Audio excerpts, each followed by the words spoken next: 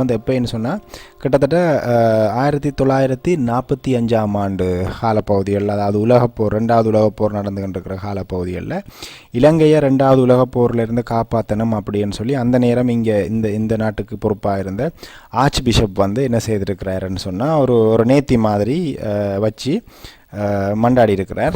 So இலங்கைக்கு எந்த பிரச்சனைகளும் பெருசாக இருக்கையில், ஸோ அதால் வந்து அதுக்கு நன்றி செலுத்தும் முகமாகத்தான் இந்த கோயிலை வந்து அவங்க போப்பிட்ட இருந்து ரோமில் இருந்து ஸ்பெஷல் பெர்மிஷன் எடுத்து கட்டியிருக்கிறாங்க. ஸோ 1945ஆம் ஆண்டு காலத்துக்குரிய அந்த பீரியடுக்குரிய உலகப்போரில் இருந்து இலங்கையை காப்பாற்றினதுக்காக மரியாவுக்கு நன்றி சொல்லும் முகமாக, என்ன மரியாவுக்கு தான் நாங்கள் நேர்த்தி வச்சது உலகப்போர் காப்பாற்றணும் அப்படின்னு, இலங்கையை காப்பாற்றணும், எந்த ஆபத்தும் பெறக்கூடாதுன்னு சொல்லி.